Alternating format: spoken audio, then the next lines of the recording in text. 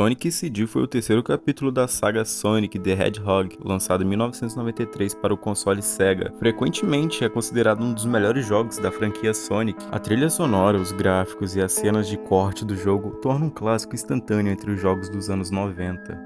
No entanto, algo mais contribuiu para que o jogo chamasse tanta atenção. Logo após o seu lançamento, rumores estranhos começaram a circular em plataformas de mensagem como Internet Relay Chat e o Usenet. Embora essas plataformas não fossem tão desenvolvidas quanto os aplicativos de mensagens e fóruns online que usamos hoje, a internet ainda era muito jovem, tornando-se ideais para jogadores que queriam se conectar com uma comunidade online. De acordo com os rumores, uma série de senhas ocultas poderiam dar aos jogadores acesso a imagens e mensagens secretas dentro do jogo. Em breve, as pessoas começaram a usar essas senhas e descobriram algo perturbador.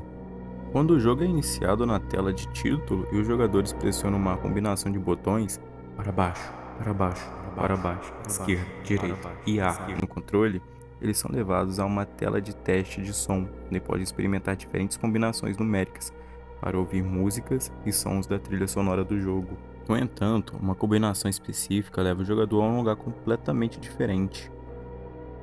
Muitos usuários relatam que ao digitar os números 46, 1225 ou simplesmente 1225, em algumas versões do jogo a tela mudaria para um fundo com fileiras e fileiras de Sonics com rostos humanos assustadores que balançavam os dedos.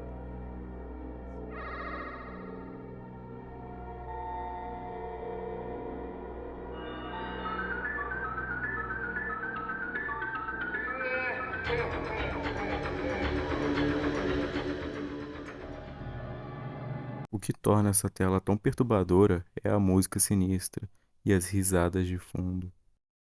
Quando traduzida para o inglês, a mensagem diz: Diversão infinita, Sega Enterprise, imagem de Majin.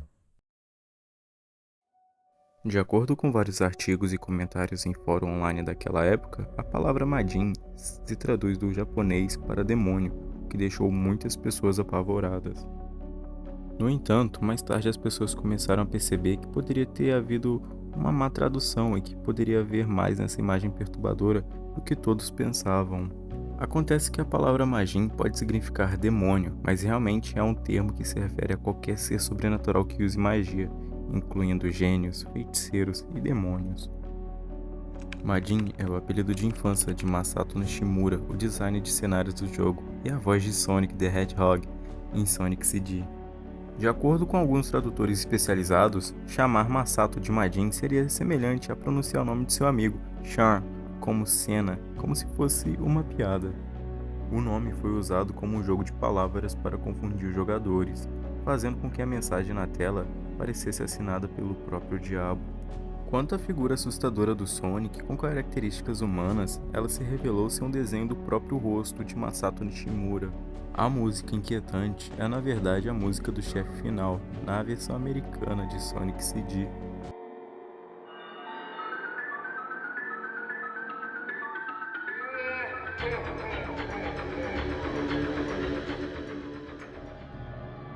Nas versões japonesas e europeias do jogo, a tela secreta ainda podia ser acessada, mas a música era muito menos assustadora.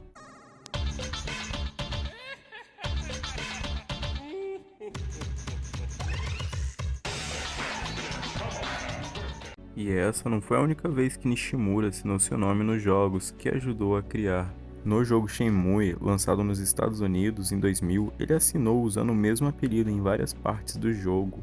Embora a tela secreta provavelmente não fosse destinada a assustar ninguém, o Sonic de aparência humana, a mensagem mal traduzida e a música perturbadora definitivamente assustaram muitas pessoas. O Tarro no Tatari é um clássico jogo de terror japonês, no estilo de RPG, lançado em 2011 e desenvolvido usando o RPG Maker, programa criado para que outros usuários experimentassem criar seus próprios jogos de RPG. Muitos jogos clássicos de vários gêneros foram feitos com RPG Maker, incluindo Skyborn, To The Moon e Corpse Party. O Tarro no Tatari se traduz aproximadamente para Assombração de Shiro. Segue a história de uma jovem que perde sua família sob circunstâncias muito estranhas. e deve desvendar o mistério, explorando uma mansão assombrada e encontrando as pistas deixadas por sua irmã mais nova.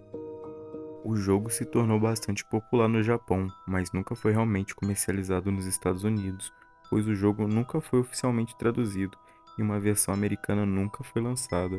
Portanto, muitas pessoas nem ouviram falar de Utaru no Tatari. O jogo está repleto de imagens perturbadoras de cadáveres da vida real e rostos assustadores que surgem em momentos aleatórios da história para poder assustar o jogador. Claro que em jogos de terror, sustos e imagens assustadoras devem ser o esperado. No entanto, existe uma tela específica que aterrorizou os jogadores desde o lançamento do jogo. Em 2014, um jogador relatou ter encontrado um erro que não tinha certeza se fazia parte do jogo. No vídeo que ele enviou para o YouTube, o jogador anda ao redor do que se parece um santuário em uma das localizações do jogo. Do nada aparece um erro na tela. A mensagem é a confusão de letras do alfabeto romano e do alfabeto japonês, junto com uma série de números em símbolos aleatórios. De acordo com alguns usuários que tentaram traduzir o texto do jogo, o texto é uma coleção de mensagens perturbadoras e misturadas com códigos de erro genérico. No entanto, havia mais do que apenas uma mensagem de erro. Após o aparecimento do erro, surge um ruído arrepiante e a imagem de um corpo de uma mulher sem vida aparece na sua tela.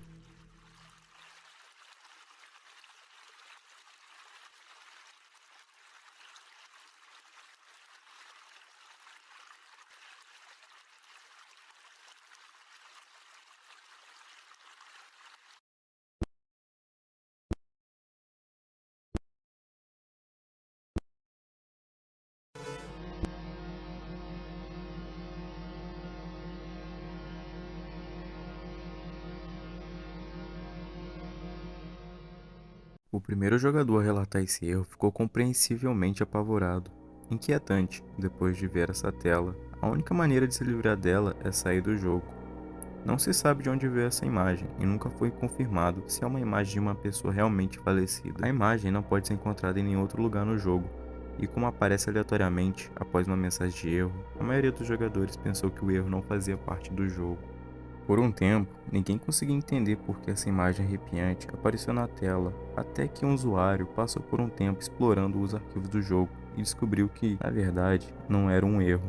De acordo com o Borrow Appreciator, se você atravessar as 3 portas ao lado do santuário, um evento será acionado após alguns segundos que exibirá uma mensagem de erro falsa e, em seguida, mostrará essa imagem.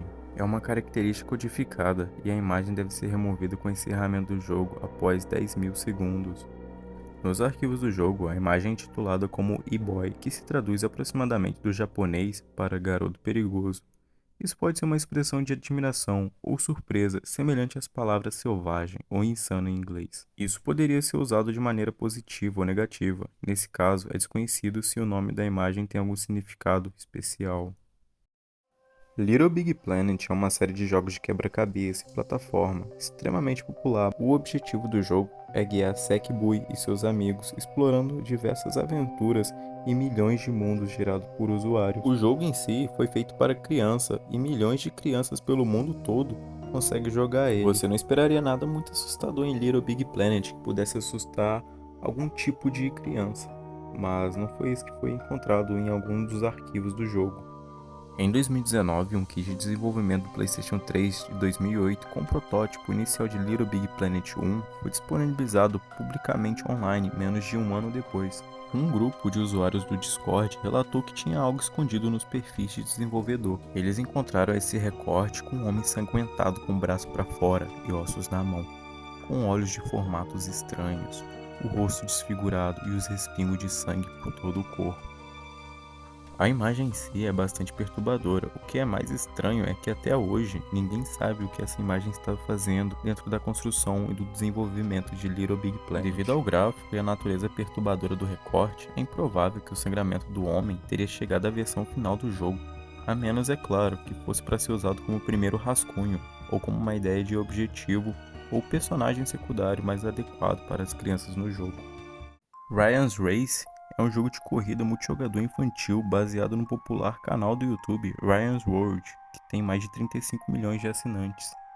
Os vídeos apresentam Ryan Kaji, de 11 anos, sua mãe, seu pai e as suas irmãs gêmeas. Em 2019, Race with Ryan foi lançado como o primeiro jogo oficialmente licenciado do Ryan's Road, que foi bem recebido pelos fãs do canal. O jogo foi comercializado como uma experiência de corrida multijogador, divertida e inofensiva para um público muito jovem.